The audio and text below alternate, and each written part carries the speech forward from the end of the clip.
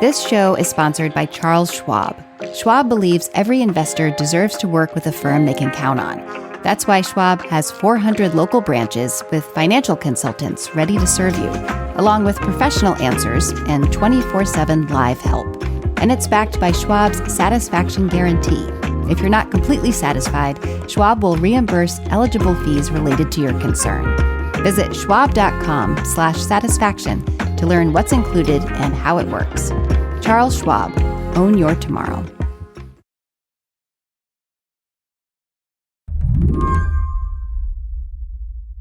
Looking at election results this month, did you feel a little bit like, I told you so? Well, I don't think I'm the only historian who tries really hard not to say "I told you so" out loud. Adam Laats is a historian of the U.S. educational system. Like, every other historian, I try not to break out in sweat marks when I hear someone say the word unprecedented. You're like, it's all precedented. Well, pretty much. For Adam, what was especially precedented on Election Day was the way conservative educational ideas, which have really animated Republican politics over the last couple of years, seemed to lose at the ballot box. Several political groups endorsed various candidates in the race, but now the board will be held by a progressive majority. You may have noticed this. In one election after another, candidates who ran for school board on a platform of parental rights tanked. These were candidates in Pennsylvania, in Iowa. These were candidates who were endorsed by the notorious mama bears at Moms for Liberty. The group did successfully push for book bans, school vouchers, barring teaching about LGBTQ plus topics, but performed poorly on election night. And while this seemed like a real neck wrench to me, it made perfect sense to Adam. He spent the last year or two writing article after article with headlines like, "Moms for Liberty is riding high. It should beware what comes next." And 2022 saw conservative gains on education issues, but they may be short-lived. I wanted to know what had made him so sure of himself. He said, it's simple. There's a pattern here. When large groups, not just people who consider themselves progressive or conservative, but, the broad middle, when they have a chance to examine the accusations that are being made against public schools, when they have a year and a half to examine them, they tend to reject them because they're just not true. The charges that are being made against schools are just not accurate, and voters reject them. To prove his case, Adam says, just look to West Virginia. When a new multicultural curriculum got rolled out in the state capitol, it sparked outrage. A school board member named Alice Moore encouraged parents to push back, got lots of attention in the process. And Alice Moore sparked this fight in 1974. She was very much a proto-Mom for Liberty in both what she expected out of public schools and the shape that she thought public schools should take. Like, for example, an E.E. Cummings poem she objected to, "I like my body when it is with your body." She said, our public school kids, even high school kids, this is too much sex. Now, don't tell me that these books don't tell them to go out and join the revolution. I've read too much of it. They tell them to destroy the Constitution. And when the state had a new set of textbooks, she said, no, these are terrible. They're going to turn white kids, is what she said, turn white kids into racists by having them read these black authors. Oh, my gosh. That just sounds so, it's exactly the same thing. Right? And her campaign poster said, "I am standing for parents' rights." Temperatures were running high. Members of the school board got beat up at a meeting. Parents kept their kids at home, boycotting the schools. The Ku Klux Klan even got involved. The school superintendent was in hiding, didn't sleep in the same place any 2 nights in a row. The school board building got dynamited at night. No one was hurt, but still. In West Virginia, what happened with the school board? Did it become very conservative or did it flip to more liberal? Yeah, in fact, Alice Moore herself was reelected, but the other conservatives were voted out in favor of, not progressive candidates, but just middle-of-the-road candidates. So the firebrands were, for the most part, out. Same way they were this year. But Adam says there are historical lessons that go beyond election results. because the shadow of these kinds of fights, it turns out to be long. It exerts this kind of pall over learning for a long time, and not just in Kanawha County, but around the country, where plenty of conservatives agreed with Alice Moore. And is that pall kind of what you're worried about now? Absolutely. Today on the show, what history will tell you about what Moms for Liberty's election losses really mean. I'm Mary Harris. You're listening to What Next? Stick around.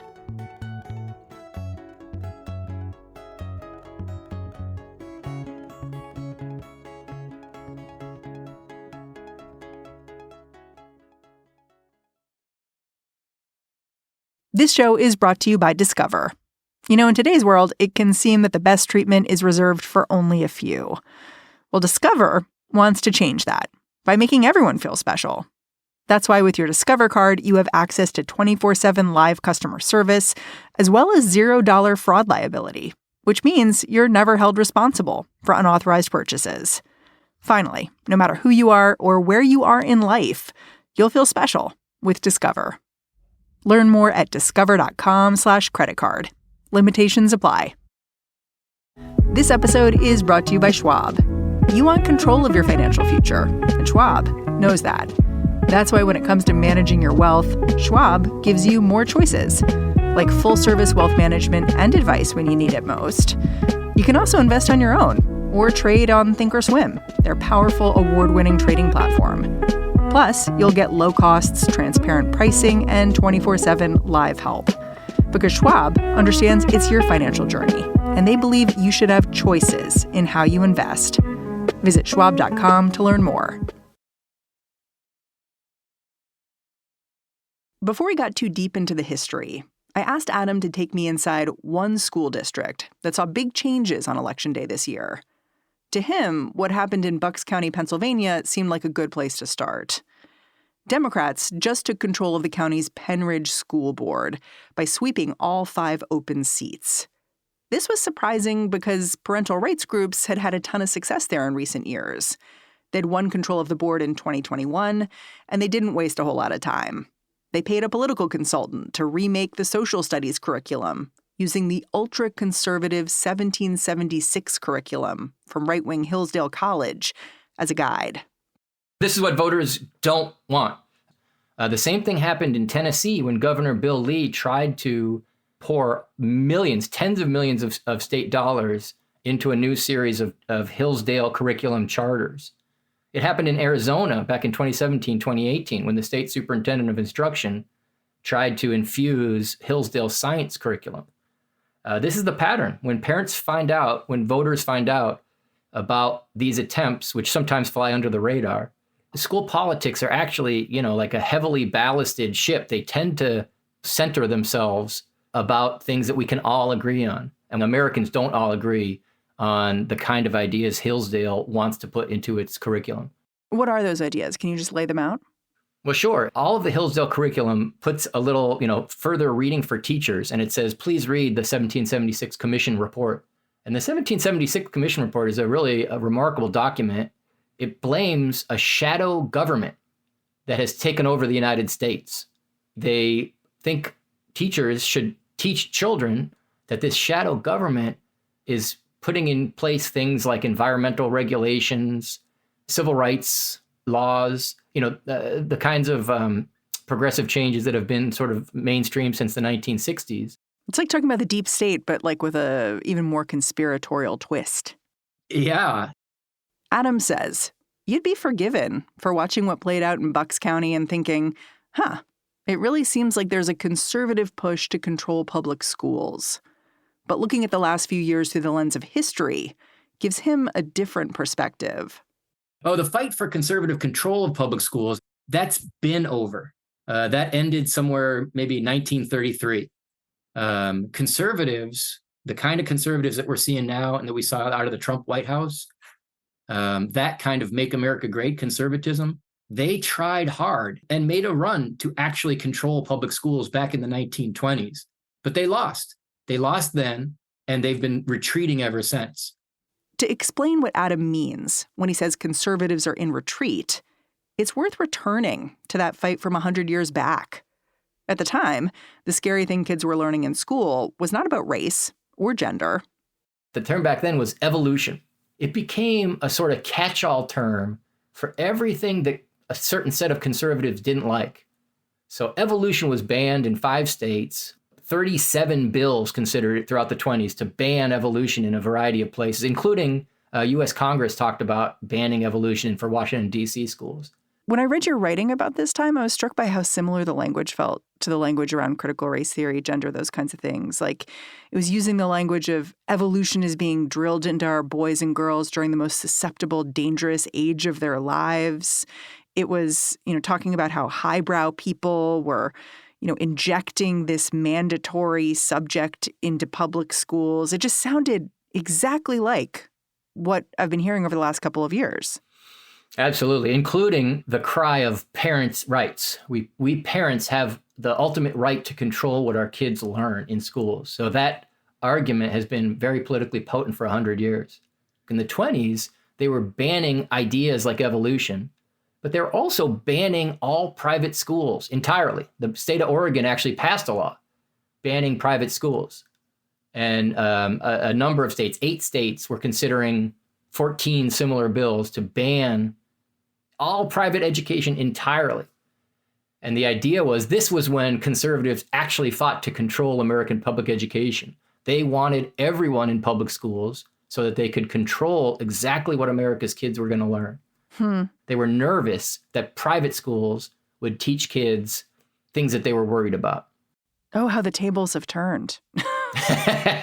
Right? And this is why I think from the 100-year perspective, talk about conservatives seizing control of public education. No, conservatives have been fighting for smaller and smaller islands of control for 100 years. And now many of them have retreated to their literal house as their castle. Homeschooling And parental rights to veto things that are required of us by law.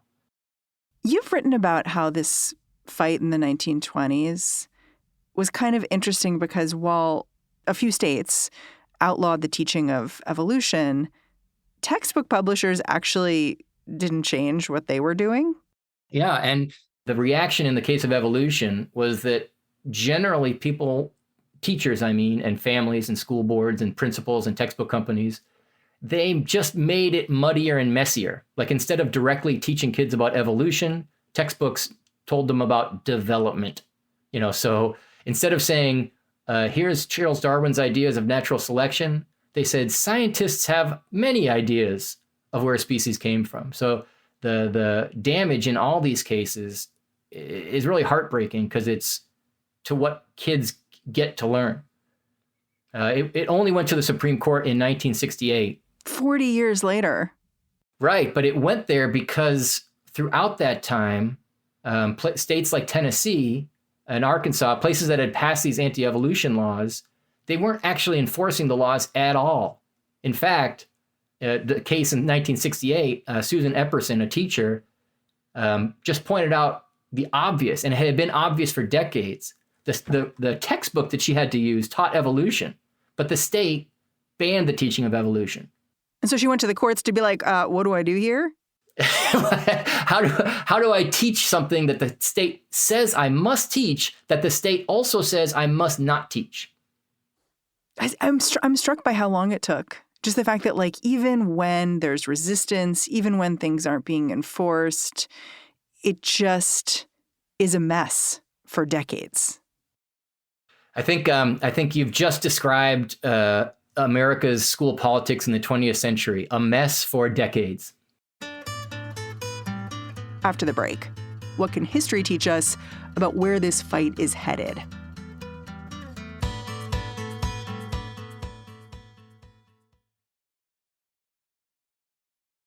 This episode is brought to you by SAP. First, the bad news. SAP Business AI will not help you generate cubist versions of your family's holiday photos, but it will help you understand which supplier is best to help you roll out your plant-based packaging in Southeast Asia, or identify the training your junior project manager needs to rise up the ranks, or automate repetitive tasks while you focus on big innovations. So you can be ready for the next opportunity. Revolutionary technology, real-world results. That's SAP Business AI. This episode is brought to you by SAP. First, the bad news. SAP Business AI will not help you generate cubist versions of your family's holiday photos, but it will help you understand which supplier is best to help you roll out your plant-based packaging in Southeast Asia, or identify the training your junior project manager needs to rise up the ranks, or automate repetitive tasks while you focus on big innovations. So you can be ready for the next opportunity. Revolutionary technology, real-world results. That's SAP Business AI. Hey, this is Mary Harris, host of Slate's daily news podcast, What Next? Slate's mission has always been to cut through the noise, boldly and provocatively. This election season and Supreme Court term are no different. Important coverage like this, though, it would not be possible without the support of our Slate Plus members.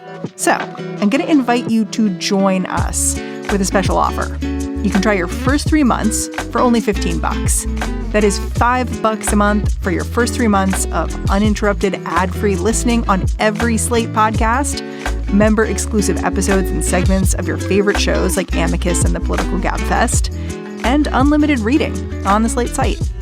Best of all, you'll be supporting all of Slate's independent journalism and analysis as we make sense of the news like no one else can. Sign up for Slate Plus at slate.com/podcastsplus. Again, that is 3 months for only $15. So sign up now at slate.com/podcastplus. So in your opinion, fights over education, they're kind of baked into U.S. history. What elements existed in the past couple of years that allowed this most recent iteration to take root and flourish? So anytime there's stress, these fights break out. The stresses now are pretty obvious. You know, the pandemic put a very novel and impossible stress on our public school systems. You know, all at once, kids literally didn't have a place to go during the day. And all at once, school leaders were stuck in this impossible position of deciding and solving a problem that, you know, no one else, you know, from Anthony Fauci all down, no one else could solve. You know, how do we agree on the proper way to handle this with masks and vaccines and mandatory vaccines? And, you know, all these questions were left in the hands of, you know, teachers and principals and parents in an intensely angry situation. But there's a second thing that we really can't ignore. In 2016, when all of a sudden, to everyone's surprise, you have this president, this Oval Office occupant, who is saying the slogans of this conservative minority. And all of a sudden, it seems like this long retreat might have just flipped. And now maybe, you know, this particular kind of identity as an American might be back in charge again. So people were feeling empowered, and then all of a sudden they were feeling stressed. Stressed and empowered at the same time makes for a dangerous cocktail. Yeah. I'm wondering if you can use history to explain what happens now in the, if you want to call it, cleanup phase of this earthquake of parental rights. And I asked that because I was really struck when we spoke about the evolution stuff, just how long it took to actually get, you know, an answer from the Supreme Court about, can we teach evolution here? What's going on?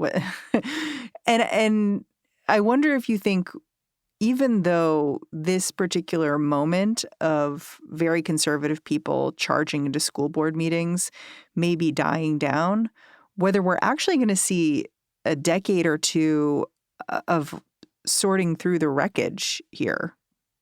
Yeah. Well, that has been the pattern. You know, the public schools, I know they get accused by conservatives of being these, you know, left-wing institutions trying to brainwash kids into anti-racism and LGBTQ inclusion. But in fact, in practice, both historically and today, public schools tend to be a very traditional type of institution. They tend to, you know, mostly avoid controversy. So this is why the politics of fear works so well at first, is because all you have to do is make an idea seem controversial, and public schools will back away from it. So as you mentioned with evolution, you don't need a law, although a lot of states pass laws banning evolution, to make teachers nervous about teaching evolution. Same thing now. Some states have passed these, Stop Woke Act and those kinds of things. So in some states, it's illegal for teachers to teach kids certain ideas about history and literature. But even where there isn't those laws, just having the headlines makes teachers and school principals wonder if certain ideas should be avoided simply because they're controversial. Most school principals, they just want their kids, the students, to have a good education. They want the families to be happy, and they want to figure out how to patch the holes in their budget. And that's where these politics, in my opinion, have done the most damage and will continue to do the most damage. I guess until in a decade or two, you get a teacher who's like, hold it. What can I do here? And by then, most of the furor has died down and it goes through the courts. Well, and this is a thing that should it makes me the most optimistic. I think it should make everyone the most optimistic. Whatever your politics about, our students getting the best education. The good news is that when parents trust their teachers, when they know their kids' teachers, they are way more open to all kinds of allegedly controversial ideas in their classrooms. So the same thing holds true today. By and large, at least according to Gallup, by and large, Americans think American public schools are terrible, but they think their children's public schools are very good. We're so weird. Well, it's because they know the teachers. They know, they trust the teachers more or less. Obviously not always, but by and large, in about 80% range, most respondents to polls these days say what people have been saying for 100 years. I'm nervous about questions like sexuality and race. I'm nervous about, these ideas of vaccination and what the government should do. I don't know what to think about all these issues, but I do believe that my local school, the one that I went to, maybe the one that I go to when I drop my kid off, I trust that they're at least trying their best. The hostility is real and it's palpable and it's dangerous, but it is a tiny fraction that stands out on this vast background of sort of boring trust and familiarity. I guess I wonder if you're telling me these boom and bust cycles of conservative concern about public education are inevitable. It makes me wonder if there's a way to rewire ourselves so that it's less like this, because the last few years have felt rocky to me. Yeah, I think it's a tall order for a couple of reasons. In general, this kind of politics is low-hanging fruit. It's easy to get a lot of attention. It's easy to get a lot of likes and followers, and it's easy to get a lot of votes by manipulating people's fears about their children. As long as we've got ambitious politicians and anxious parents, that recipe is going to lead to this kind of politics being almost impossible for politicians to avoid. Adam, I'm really grateful for your time. Thanks for coming on the show. Yeah, my pleasure. Wonderful to talk with you. Adam Laats is a professor of education and history at Binghamton University. And that's the show. If you're a fan of What Next, the best way to support our work is to join Slate Plus. Going over to slate.com/whatnextplus to find out how.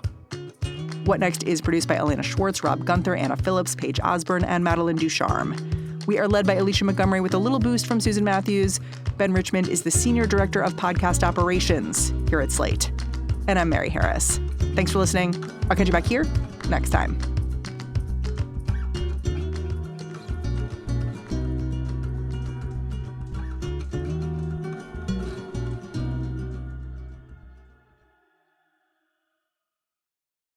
This episode is brought to you by SAP. First, the bad news. SAP Business AI will not help you generate cubist versions of your family's holiday photos, but it will help you understand which supplier is best to help you roll out your plant-based packaging in Southeast Asia, or identify the training your junior project manager needs to rise up the ranks, or automate repetitive tasks while you focus on big innovations. So you can be ready for the next opportunity. Revolutionary technology, real-world results. That's SAP Business AI.